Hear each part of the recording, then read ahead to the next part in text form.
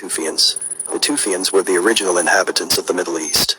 They lived in countries like Israel, Jordan, Syria, Palestine, Turkey, and are known to be the inventors of agriculture 12,500 years ago. That invention triggered the development of first civilizations in all these areas. They are also the first people to make bread. Several biologists like Iosif Lazaridis and Nadine Roland studied their bodies. They found out that the indigenous people from the Middle East had Y chromosomes of African origin, and that they didn't experience Neanderthal admixture. It made them different from all other later populations in the Levant. In other words, they were black African explorers who settled in the area after the last ice age. Their haplogroup, E1b1, is the main haplogroup inside the African continent today.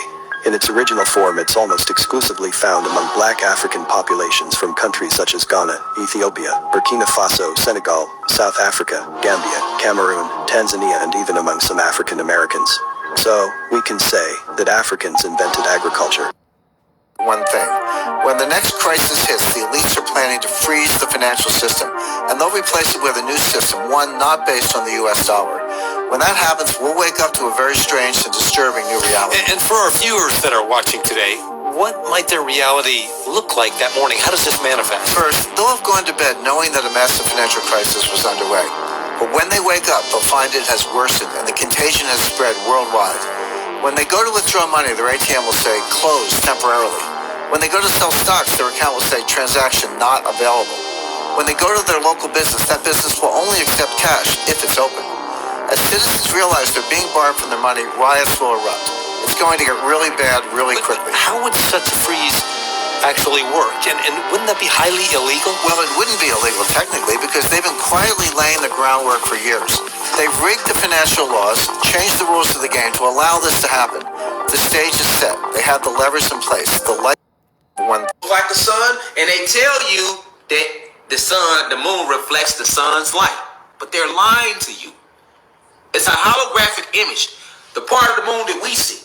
Now, what they call the dark side of the moon, that's the part you can't see.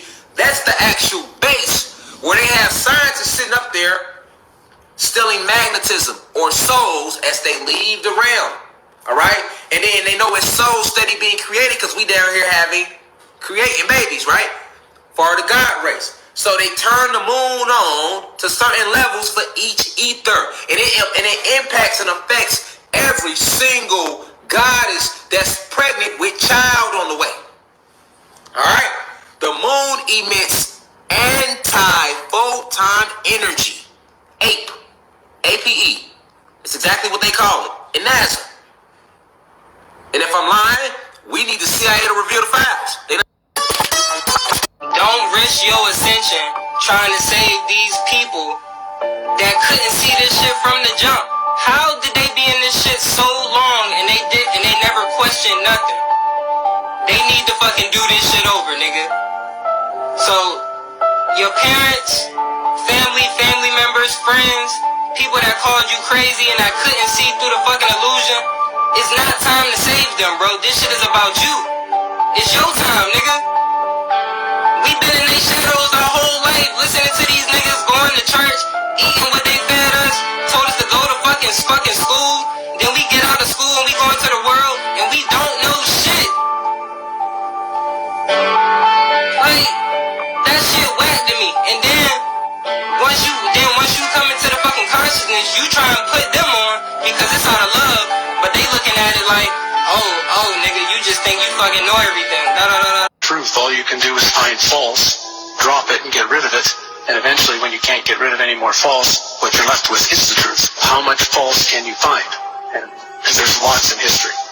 I was looking around the internet and came across the images of the 1893 Chicago World Exposition, and it blew my mind because it looked like ancient Rome in the middle of downtown Chicago.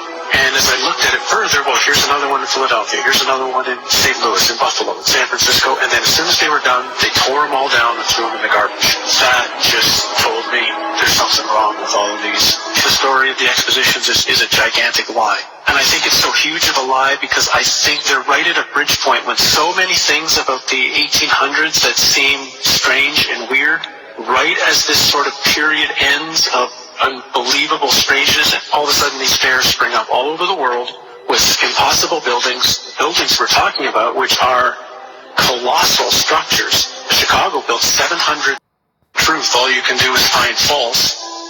and get rid of it. And eventually, when you can't get rid of any more false, what you're left with is the truth. How much false can you find? Marriage is nothing more than an institution, a business. Recent years, the actual calendar that was used and developed by the Essenes over 200 years before Jesus Christ made spectacular prophetic claims, all of which came to pass, even involving when the Messiah would arrive on earth, the things that he would do, even the date that he would die and ascend back into heaven, in AD 32 AD.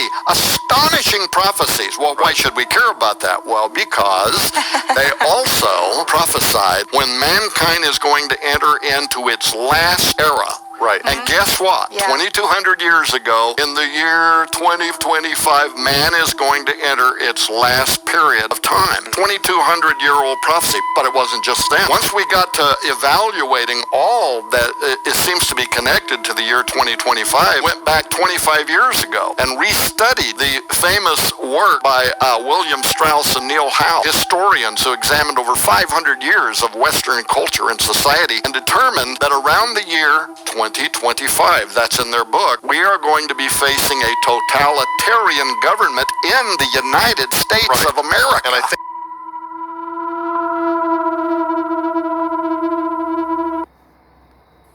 recent years, the actual calendar that was used in between alkaline water and alkalized water. Let me show you. The water appears to be alkaline, but it's actually acidic by nature. Check this out. I'm going to blow a little bit of carbonic acid into this water, and let's watch what happens.